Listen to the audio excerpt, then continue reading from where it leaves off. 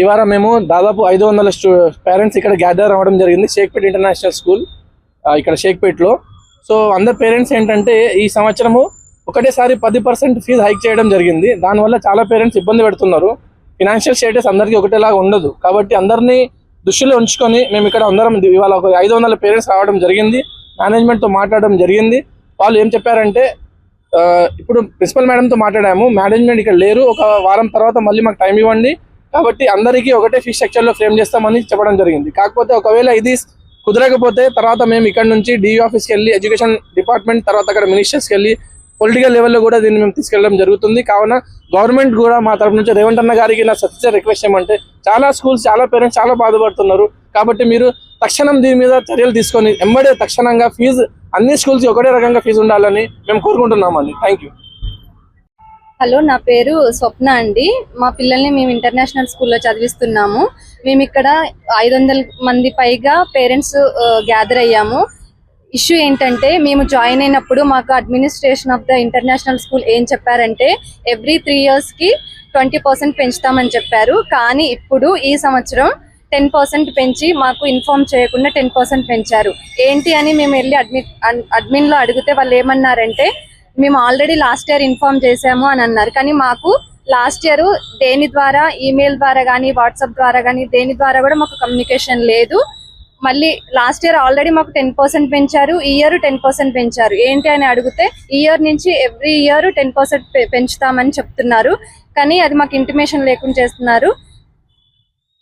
So మేము management ఏం అడుగుతున్నామంటే 2 yearsకి ఒకసారి 8% ఆర్ 10% పెంచినా మాకు ఓకే, కానీ ఎవ్రీ ఇయర్ పెంచడం వల్ల అది కంపౌండ్ ఇంట్రెస్ట్ అయ్యి మాకు ఎవ్రీ ఇయర్ 10,000 20,000 కంటే ఎక్కువ పెరుగుతుంది.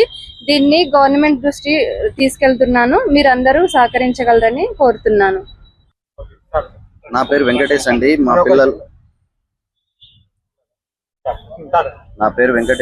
మా పిల్లలు ఇంటర్నేషనల్ స్కూల్లో చదివిస్తున్నాను.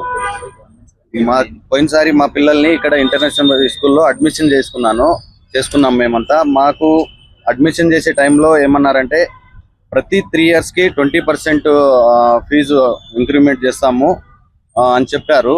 తర్వాత ఇప్పుడు నుంచి ఆటోమేటిక్ ఎవరికి ఇంటిమేషన్ ఇవ్వకుండా డైరెక్ట్ 10% పెంచేస్తున్నారు. ఇదే మాట మళ్ళీ నెక్స్ట్ ఇయర్ కూడా 10% పెంచుతారంట.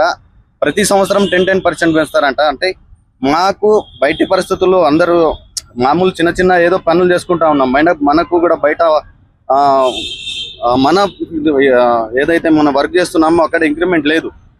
మా పిల్లలకేమో ఇక్కడ ప్రతి సంవత్సరం 10% ఇంక్రిమెంట్. అంటే ఇప్పుడు మాకు 2 పిల్లలు ఉండే మాకు ప్రతి సంవత్సరం 30,000 ఎక్స్ట్రా వెళ్ళిపోతుంది.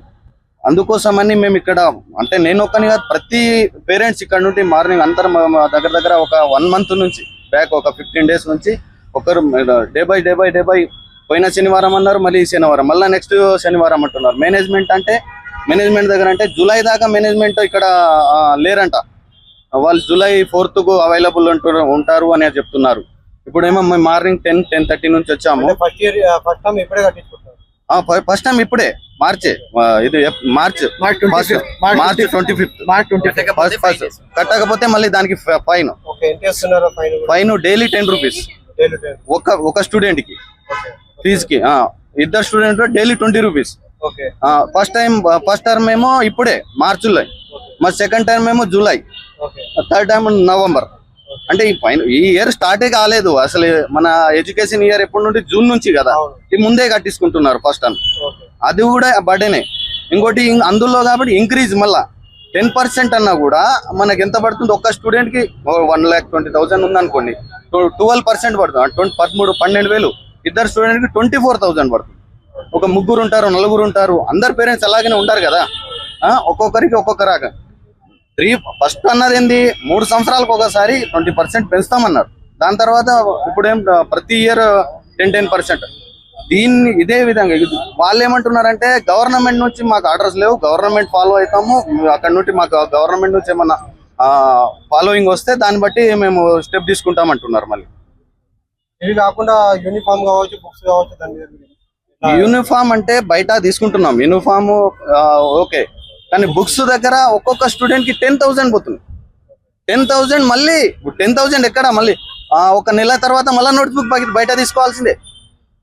ప్రతి నోట్స్ బుక్స్ ఇప్పుడు బుక్స్ తో పాటు వస్తాయి కదా, దాంతో పాటు ఒక మంత్ నడుస్తాయి బుక్స్ అంతే. తర్వాత మళ్ళీ తీసుకోవాల్సింది మళ్ళీ దగ్గర దగ్గర నెలకు 1000-2000 పోతానే ఉంటాయి. అదొకటి. తర్వాత